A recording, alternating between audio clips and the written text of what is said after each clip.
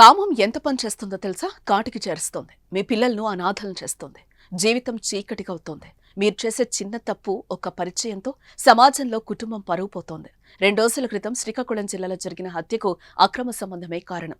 ఆ మహిళ గురించి తప్పుగా మాట్లాడటం లేదు, కానీ ఆమె పెట్టుకునే సంబంధమే చివరికి ప్రాణం పోయేలా చేసింది. భర్త ఆర్మీ రిటైర్డ్, బంగారం లాంటి పిల్లలు, హ్యాపీగా సాగిపోతున్న జీవితం. కానీ తన వయస్సు కంటే 20 ఏళ్లు తక్కువ ఉన్న మరో వ్యక్తితో సంబంధాన్ని పెట్టుకుంది. గుట్టు చప్పుడు కాకుండా సాగిందా వ్యవహారం. పోనీ అవతల వ్యక్తి మంచోడా అంటే అసలు కాదనేది తెలుస్తోంది.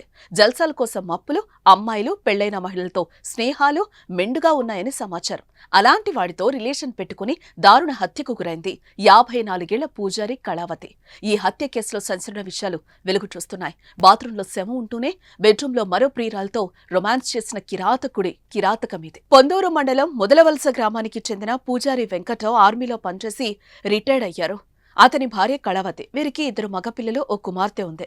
టైలర్ వద్దకు వెళ్తానని చెప్పి శనివారం సాయంత్రం శ్రీకాకుళానికి స్కూటీపై వచ్చింది కళావతి. ఆమె రాత్రైనా ఇంటికెళ్లలేదు. దీంతో కుటుంబ సభ్యులు వెతకడం ప్రారంభించారు. ఎక్కడా కనిపించకపోవడంతో పోలీసులకు ఫిర్యాదు చేశారు. సమాచారం అందుకున్న పోలీసులు సీసీ కెమెరాల సాయంగా ఆమె చివరిగా ఎక్కడికి వెళ్లిందన్న విషయాన్ని గుర్తించారు. శ్రీకాకుళంలోని న్యూ కాలనీలో ఎక్సైజ్ కార్యాలయం ఎదురుగా ఉన్న వీధి చివరన మరికొన్ని చోట్ల సీసీ కెమెరాలు పరిశీలించగా చైతన్య కళాశాల వద్ద ఆమె స్కూటీ ఆపి పార్క్ చేయటం, అక్కడి నుంచి నడుచుకుంటూ వచ్చి రెడ్డిమ్ ఎంటర్ప్రైజెస్ బిల్డింగ్ 1వ ఫ్లోర్ కి వెళ్లడం కనిపించింది. కానీ తిరిగి రాలేదు. దీంతో పోలీసులు వెళ్లి చూడగా బాత్రూంలో రక్తపు మడుగులో కనిపించింది కళావతి. అప్పటికే ఆమె ప్రాణం పోయింది. పరిస్థితి చూస్తే హత్య అని తేలింది. కళావతిని చంపిందెవరు? అసలు ఆ రూమ్ ఎవరిది? అక్కడికి ఎందుకెళ్లింది? ఇవే ప్రశ్నలతో పోలీసులతో దర్యాప్తు ప్రారంభించగా సంచలన విషయాలు వెలుగు చూశాయి. ఆమె వచ్చిన బిల్డింగ్ ఓనర్ సూరిబాబుది కాగా, కళావతి హత్యకు గురైన గదిని అండలూరి శరత్ కుమార్ అనే యువకుడు అద్దెకు తీసుకుని ఉంటున్నాడు. అయితే ఆ వ్యక్తితో గత కొంతకాలంగా ఆమె సన్నిహితంగా ఉందని తేలిందే. ఆ యువకుణ్ణి కలిసేందుకే కళావతి వచ్చింది. మరి అతడు ఎందుకు చంపాడు అంటే డబ్బు కోసమే అని తెలుస్తోంది. శరత్కి ఇలాంటి అక్రమ సంబంధాలున్నట్టుగా సమాచారం. ఆంటీలతో పాటు అమ్మాయిలతో కూడా ఎఫ్ఐఆర్స్ ఉన్నట్టు తెలుస్తోంది.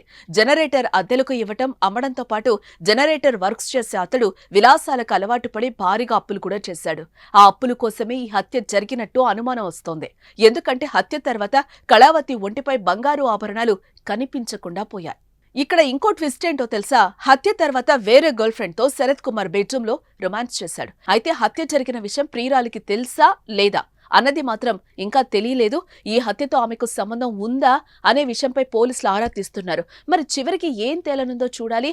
ఏదేమైనా ఓ మంచి కుటుంబాన్ని వదిలి ఓ వేస్ట్ గాడితో సంబంధం పెట్టుకుని హత్యకు గురవటం ఇప్పుడు హాట్ టాపిక్ గా మారింది. దీనిపై మీరేమంటారో కామెంట్ చేయండి.